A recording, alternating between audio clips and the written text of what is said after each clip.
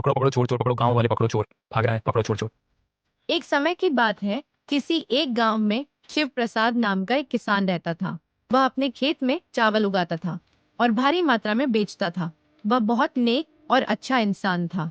सभी लोगों की मदद किया करता था, जिससे गांव के सभी लोग उससे काफी खुश रहा करते थे। आजकल सब्जियों का दाम काफी बढ़ गया है जी। और साथ ही साथ खेतों में दवाई का भी उपयोग होने लगा है। ऐसे तो हम लोग बीमार हो जाएंगे ना। क्या करें रोशनी, आजकल हर एक चीज नकली है, इसलिए बाजार से जो भी सब्जियां मैं लेकर आता हूँ उनको धोया करो। अच्छा, आपको क्या लगता है कि मैं खाना बिना धुले ही बनाती हूँ? और वैसे भी सिर्फ धोने से सब्जियां अच्छी थोड़ी हो जाती है। चलिए ये सब छोड़िए, कहने का मतलब ये था कि हम खेत में भी तो सब्जी लगा सकते हैं। उसके बाद तो हमें बाहर से सब्जी लानी भी नहीं होगी और हम अच्छा सेहतमंद खाना खा पाएंगे। अगर हम ऐसा करते हैं तो हमें महंगाई की भी कोई चिंता नहीं होगी। तुम्हारी सलाह तो मुझे बहुत अच्छी लगी है रोशनी, अगर हम लोग ऐसा करेंगे तो सब्जियां दूसरों को भी दे सकते हैं। मैं तो हमेशा ही अच्छा बोलती हूँ, तो देर किस बात की, कल से ही काम शुरू कर दीजिए। इसके बाद से शिव प्रसाद अपने खेत में सब्जी भी लगाने लगा। कृषि के सही तरीके से बहुत जल्दी उनमें फसल आ गया। अरे शिव प्रसाद जी नमस्कार। कुछ नहीं मालिक, वो एक हफ्ते में मेरी बेटी की शादी है, आपको न्योता देने के लिए आया हूँ। और हाँ मालिक, कल से शादी का काम काज रहेगा घर में, तो मैं आज से 10 दिन तक खेत में नहीं आ पाऊंगा। अरे मुझे क्या बात, ये तो तुमने बहुत अच्छी खबर सुनाई। तुम्हारी बेटी इतनी बड़ी हो गई है कि अब तुम उसकी शादी भी कर रहे हो। ठीक है, तुम 15 दिन की छुट्टी ले लो, आराम से बेटी की शादी का कामकाज देख लो। और हाँ, गोदाम में जाकर जितना अनाज चाहिए लेकर आ जाओ, और खेत जाकर जितनी सब्जियां चाहे लेकर आ जाओ। और कुछ पैसे वैसे चाहिए है तो बता देना, फिलहाल ये 500 ले लो, तुम्हें काम आएंगे। बहुत बहुत धन्यवाद मालिक, मेहरबानी मालिक। मैं आपका यह एहसान पूरी जिंदगी भर नहीं भूलूंगा, आप बहुत अच्छे इंसान हैं। अरे वह सब बातें छोड़ो और शादी के 2 दिन पहले मुझसे आकर मिलना। जरूर आऊंगा मालिक, मगर आप शादी में आना, मेरी बेटी को आशीर्वाद भी तो देना है। शिव प्रसाद के गांव से 2 कोस दूर एक निर्गुण नाम का एक और गांव था। उस गांव में नीरज नाम का एक चोर रहा करता था। वह आए दिन कुछ न कुछ चुराता रहता था और बहुत बार पकड़ा जाता था। एक दिन वह जेल की सजा काटकर अपने गांव आ रहा था।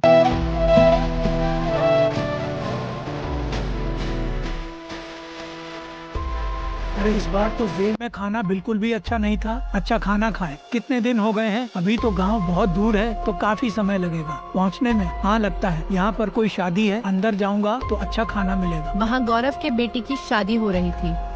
गौरव अतिथियों का स्वागत कर रहा था। नीरज भी अंदर आ गया और भोजनशाला में घुस गया और उनके साथ में बैठकर खाना खाने लगा। शादी तो बहुत धूमधाम से हुई है, खाना भी बहुत अच्छा है। इसका श्रेय मुझे नहीं, शिव प्रसाद जी को जाता है। यह सब खर्चा मेरे मालिक ने ही किया है। भोजन के खर्चे के साथ साथ सब कुछ इन्होंने ही दिया है, अनाज सब्जियां सब कुछ इन्होंने ही दिया है। हमने सुना है कि आपके सेठ भगवान के बराबर आदमी है, बहुत ही नेक इंसान आदमी है। वह आज हमने अपनी आंखों से देख भी, वह सिर्फ तुम्हारी नहीं पूरे गांव की ऐसी ही सहायता करते हैं। इन लोगों को बात करते हुए नीरज सुन रहा होता है। हाँ हाँ, इसका मतलब है शिव प्रसाद जी बहुत भले आदमी हैं। नौकर की बेटी की शादी में इतना बड़ा खर्चा कर रहे हैं। सच में वो बहुत अच्छे आदमी होंगे। मुझे एक बार उनसे जाकर मिलना चाहिए। नीरज शादी में खाना खाने के बाद अपने घर चला जाता है।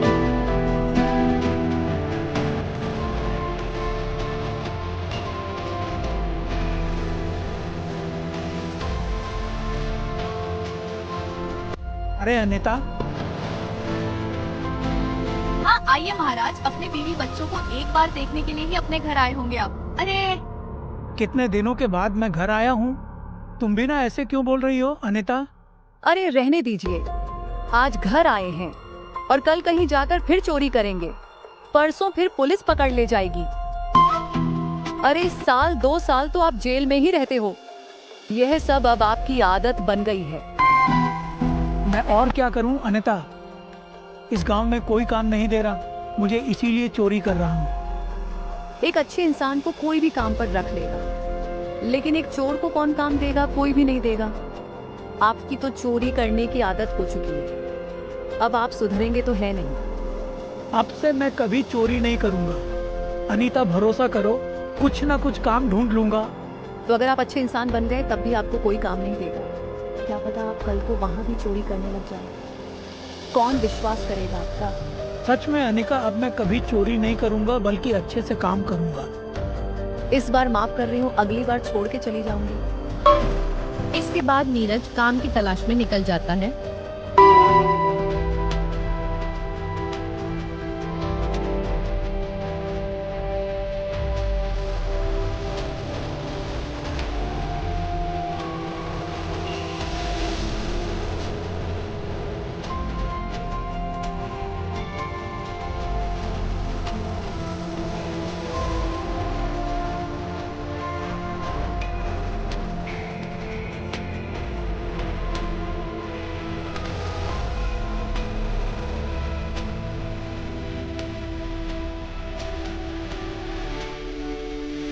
लेकिन उसे कोई भी काम नहीं देता। थक हार कर वह घर आ जाता है।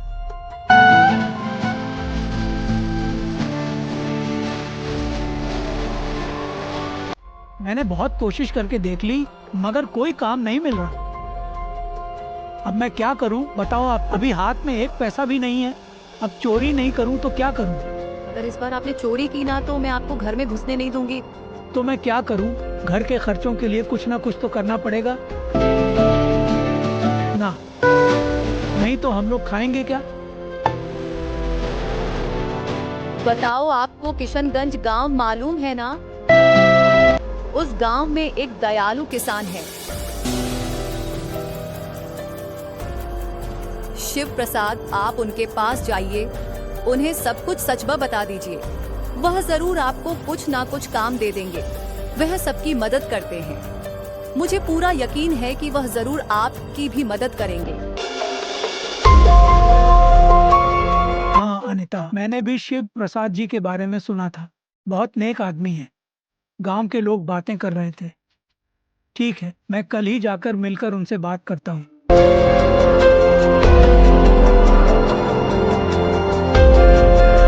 वो जरूर मुझे कुछ ना कुछ तो काम दे ही देंगे। इसके बाद नीरज शिव प्रसाद से मिलने की रायपुर गांव जाता है। जाते समय रास्ते में मैं उनसे काम मांगूंगा तो कोई ना कोई काम दे देंगे। वह तो नेक इंसान है। सुना है उनके पास तो सब्जियों का खेत है। अगर मैं जाकर उनसे सब्जियों को लेकर शहर में ले जाकर बेचता हूँ तो उससे बहुत पैसे मिलेंगे। मगर उनसे सब्जियों के लिए कैसे पूछना है, क्या बोलूँगा, कोई तरीका नहीं सूझ रहा। हाँ, जाकर बात करता हूँ।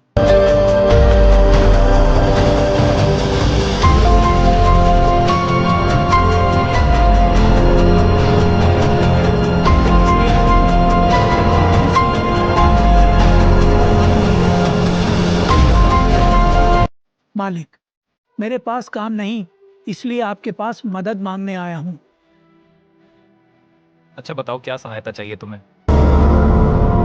मालिक, आपके पास तो सब्जियों का खेत है। मैं 1 महीने तक उस खेत में सब्जियां लेकर जाऊंगा और हमारे गांव में मंदिर में अन्नदान में दान कर दूंगा। अरे हाँ बिल्कुल लेकर जाना। अनंत दान से बड़ा कोई पुण्य नहीं है। ठीक है, तुम बेफिक्र होकर रहो। तुम्हें जितनी सब्जियां चाहे लेकर जाओ। 1 महीने में जितनी लेकर जा सकते हो ले जाओ। तो ठीक है मालिक, ये बात खेत के रखवाले को कह दीजिएगा कि मैं रोज वहां जाकर सब्जियां लेकर आऊंगा।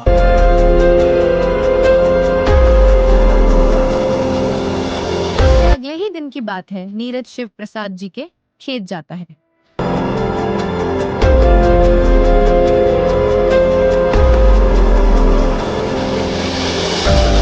खेत की रखवाली करने वाले से बोलता है,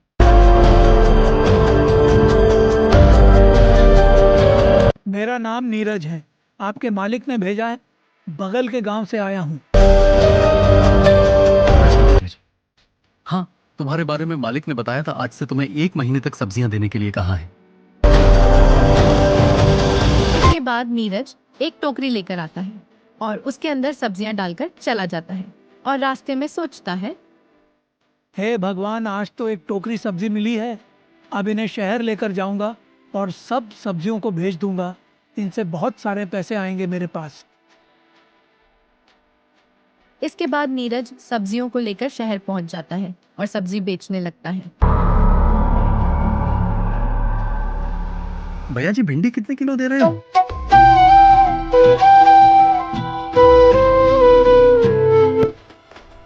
8 रुपए किलो है। बहुत ताजी सब्जियां हैं, ऐसी आपको कहीं नहीं मिलेगी। अरे बाकी सब तो 3 रुपए किलो दे रहे हैं, लेकिन तुम इतना महंगा क्यों बेच रहे हो? अरे वह सारी सब्जियां दवाइयां छिड़क कर बनाई गई है और मेरी सब्जियां पूरी तरह से शुद्ध व्यवसाय से उगी हुई है। आप ये सब्जियां खाएंगे तो पता चलेगा। क्या तुम जो अभी अभी तुमने कहा वह सच है, या फिर अपना सब्जियां बेचने के लिए ये सब बोल रहे हो? एक बार लेकर तो जाइए, बाद में आप ही बोलेंगे कि मेरी सब्जियां कितनी ताज़ा और स्वादिष्ट सब्जियां हैं। ठीक है, सब कुछ 1-1 किलो दे दो, ये लो इसमें रख दो और ये रहे आपके पैसे ले आओ।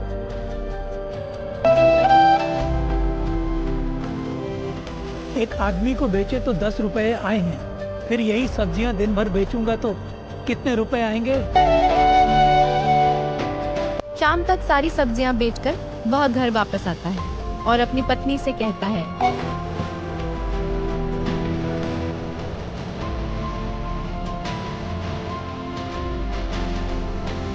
ये पैसे देखो, देखो कितने हैं। आज मैं पूरे 50 रुपए लेकर आया हूँ। ठीक है, ये 50 रुपए कहाँ से आए? मजदूरी करने के लिए 50 रुपए दे? क्या ये तो सच में बहुत बड़ी रकम है। हमारे गांव में तो 30 रुपए भी नहीं मिलता है और वहाँ मजदूरी करने के लिए रोज 50 रुपए मिल रहे हैं। मजदूरी नहीं अनीता, शिव प्रसाद जी के खेत से सब्जियां लेकर उन्हें ले जाकर शहर में बेच के आया हूँ। यानी कि आपने इस बार फिर से चोरी की है।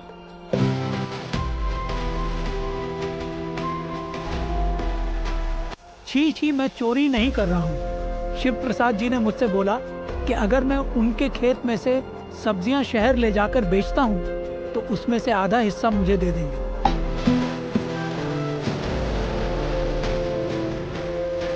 ओ देखिए ना, शिव प्रसाद जी कितने अच्छे हैं। मन लगाकर काम करिए और दोबारा कभी चोरी मत करिएगा। याद है ना आपको मैंने क्या कहा था? भूल मत जाइएगा। अनीता, क्यों बार बार चोरी का नाम ले रही हो? अभी मैं पहले जैसा नहीं रहा। अनीता, इस तरह नीरज हर रोज शिव प्रसाद जी के खेत से सब्जियां लेकर शहर में बेचकर कमाने लगा। उसकी अच्छी कमाई हो जाती थी। एक दिन उनकी पड़ोसन रिया उसके घर आती। क्या बात है अनीता, तेरा पति तो आजकल पहले से सुधर गया है।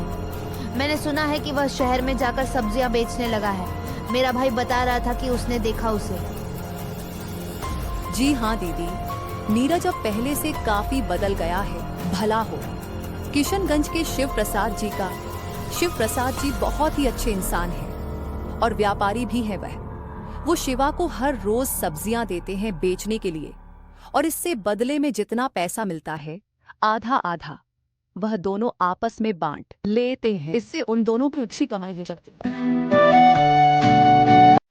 यानी कि तेरा पति राम प्रसाद जी के व्यापार में हिस्सेदार बन गया है। अच्छा, ऐसा क्या? तो मेरा एक काम करना, वहाँ पर मेरे पति के लिए भी बात कर लेना। ठीक है दीदी, आज शाम को मैं बात करती हूँ। जब शाम को नीरज घर वापस आता है तो उसकी पत्नी उससे कहती है, सुनिए जी, आज सुबह मीरा दीदी आई थी, बोल रही थी कि आप काफी सुधर गए हैं। उनके भाई ने आपको शहर में देखा था, आपसे मदद मांगी है। उनके पति के लिए शिव प्रसाद जी से बात करिए ना, उनसे कहकर उनकी भी नौकरी वहीं पर लगवा दीजिए ना। नहीं शिव प्रसाद जी, हाँ नहीं मानेंगे।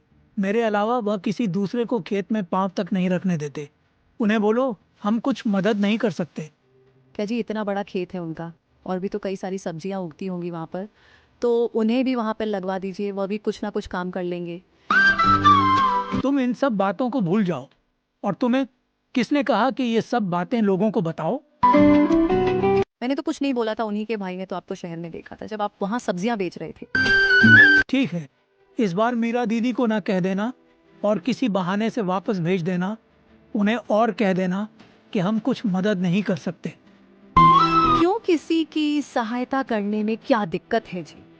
आप बताइए, कहीं आप फिर से चोरी का काम तो नहीं करने लग गए ना? मैंने कहा ना, बिल्कुल नहीं। अन्यथा अब मैं पूरा का पूरा बदल चुका हूँ। चोरी करनी छोड़ दी है मैंने। अब मैं इस बारे में बिल्कुल बात नहीं करना चाहता। इसके बाद एक दिन की बात है, शिव प्रसाद जी की पत्नी रोशनी को शिव प्रसाद जी की सब्जियों के व्यापार की खबर मिलती है। क्या बात है जी, आजकल आप सब्जियों का व्यापार कर रहे हैं और मुझे बताया तक भी नहीं। भाग्यवान, मैं सब्जियों का व्यापार क्यों करूंगा? भला जिसने भी कहा है, झूठ कहाँ है? तुम्हें तो पता ही है मैं अनाज के व्यापार के सिवा कुछ भी नहीं कर रहा हूँ। अगर मैं कुछ नया शुरू करूंगा तो तुम्हें तो बताऊंगा ना। अच्छा, तो फिर सब लोग ऐसे क्यों बोल रहे हैं? नहीं नहीं भाग्यवान, ये सब एक तरह से अफवाह है। एक दिन उसकी तबीयत खराब हो जाती है, उससे बुखार हो जाता है। इसलिए वह सब्जी बेचने शहर नहीं जा पाता है। पैसे के लालच में वह अपने बेटे को शिव प्रसाद के पास भेजता है। अरे राजू, आज मैं शहर नहीं जाऊंगा, मुझे बहुत बुखार आया हुआ है, इसीलिए तुम आज शिव प्रसाद जी के खेत जाओ, वहां से तुम सब्जियां लेकर आओ। याद रहे 1 किलो के 5 रुपए में ही सब्जी बेचना, और वहां जाकर उस नौकर को मेरा नाम बता देना। रामू, पर पिताजी मैंने आज तक तो वह काम कभी किया ही नहीं है, तो अचानक आज मैं वह काम कैसे कर सकता हूँ? मैंने बोला है ना, हर सब्जी 5 रुपए किलो ही देना, इतना ही तो करना है। नीरज बताने पर रामू शिव प्रसाद जी के खेत जाता है और टोरी भर के सब्जियां शहर लेकर जाता है और उन्हें बेचकर शाम में घर वापस आ जाता है। घर वापस आने के बाद क्या रे रामू, इतनी जल्दी घर आ गया? तू पूरी सब बेच के आया या ऐसे ही आ गया? हाँ पिताजी, पूरी सब्जी 2 घंटे में बेच दी। ये लो उनके 50 रुपए। शाबाश बेटा, कल भी तुम ही ऐसे ही सब्जियां बेच के आना, अच्छे से काम करना, ठीक है? इसके बाद शिव प्रसाद का नौकर रजनीश उनके घर आता है और वहां आकर कहता है, मालिक आपने मुझे बुलाया, कुछ काम था क्या? खास नहीं है। कल हमारे मनीष के घर में कुछ सब्जियां लेकर आनी है, तुम उन लोगों को सब्जियां दे देना। तुम सब्जियां लेने के लिए उनकी मदद भी करना, ठीक है? बस इतना ही कहना था तुमसे। ठीक है मालिक, मगर वह नीरज आए तो उसे क्या बोलना है? ये नीरज कौन है? वही आदमी, अरे पड़ोसी गांव का आदमी। आप उसे रोज सब्जियां लाने के लिए भेजते हैं ना? वही नीरज, और कौन होगा? इसके बाद अगले दिन शिव प्रसाद सुबह अपने घर से निकलता है, अपने खेत की तरफ जाता है और वह वहां जाकर कहता है,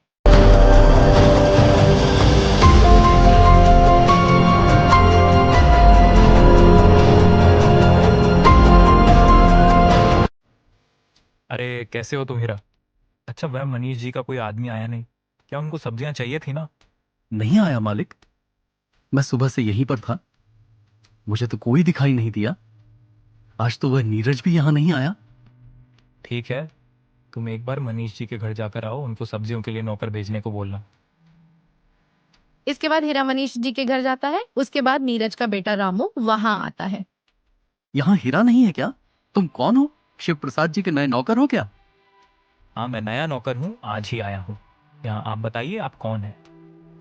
मैं तो नीरज जी का बेटा हूँ। शिव प्रसाद जी कौन है तुम्हें पता है? इस खेत के मालिक शिव प्रसाद जी के हिस्सेदार हैं 19-20 बहबर। अच्छा, ऐसा है क्या? अच्छा, मुझे एक बात बताओ जरा, आपके पिता नीरज जी के क्या काम करते हैं? अरे तुम कोई नादान बच्चे हो क्या? सब्जियों के व्यापार में मेरे पिताजी शिव प्रसाद जी के हिस्सेदार हैं, और दोनों बराबर के हिस्सेदार हैं। इंग्लिश में बोले तो पार्टनर्स। इस खेत से मेरे पिताजी सब्जियां ले जाकर शहर में बेचते हैं, पता चला? हाँ। अच्छा, तुम्हारे पिता शिव प्रसाद जी के पार्टनर हैं क्या? अरे हाँ, कितनी बार बोलना पड़ेगा तुम्हें? अब सब्जियां दे भी दो, शहर जाकर इन्हें बेचना भी तो है। ठीक है, 1 मिनट रुको हीरा। ये नीरज का बेटा है, तो तुम एक काम करना, इसको शाम तक यहीं पर रहने देना। शाम तक इससे मजदूरी करवाना और इसे जाने मत देना। शाम तक इसका पिता नीरज इसे ढूंढने जरूर आएगा, तो उसे मेरे पास भेजना, और तुम इस पर कड़ी निगरानी रखना, इसे जाने मत देना। ठीक है मालिक, मगर इसको यहाँ पर क्यों रखना है? इसका हम क्या करेंगे? मैंने जैसा बोला है वैसा करना। शाम को जब शिवा आएगा तब मुझे बताना। शाम तक रामू के घर वापस न आने की वजह से नीरज उसे ढूंढने के लिए निकल पड़ता है। इधर उधर ढूंढते हुए वह सीधा शिव प्रसाद जी के खेत के पास पहुंचता है और वह वहां देखता है।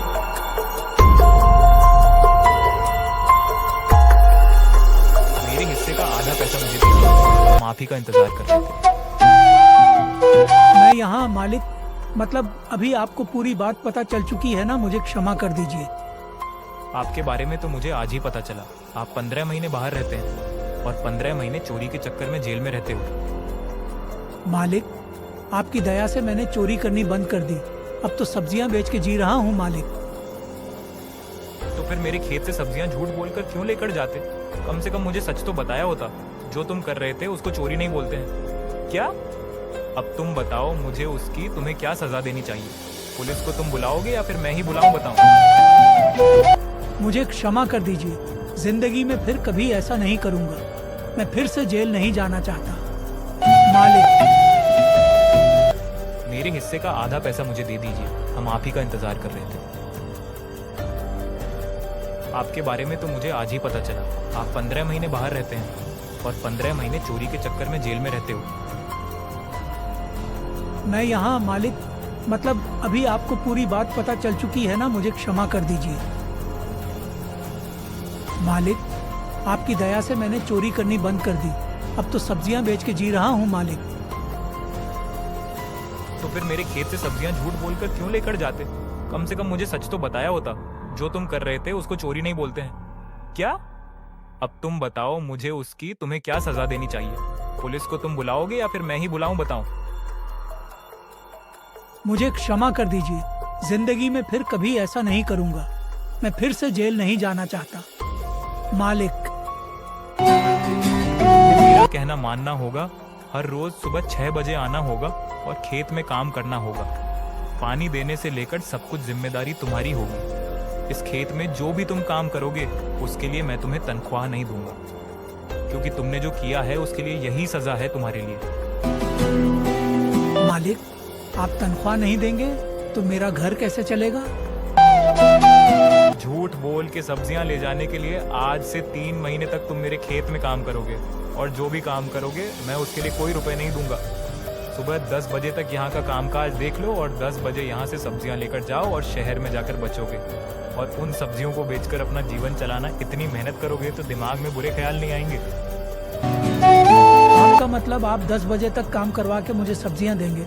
मुझे आपकी बात मंजूर है मालिक। आप बहुत दयालु हैं, बहुत दयाल है आप मालिक। अगर तुमने फिर से मेरे सामने चोरी कला दिखाई तो उसी वक्त मैं पुलिस बुलाकर जेल भेज दूंगा। समझे? कल से आ जाना। काम के लिए नीरज मेहनत करके कमाना सीखो, याद रहे। एक दिन भी काम पर नहीं आए तो मैं उसी वक्त पुलिस बुला लूंगा और तुमको जेल भेज दूंगा। उस दिन के बाद से नीरज ने चोरी करना बंद कर दिया और वह शिव प्रसाद जी के खेत में ही काम करने लगा। उनके दिए हुए सब्जियों को लेकर शहर जाता और उन्हें बेचकर गुजारा करता। तो दोस्तों, कैसी लगी आपको ये कहानी? कमेंट बॉक्स में जरूर बताएं और चैनल को सब्सक्राइब करें।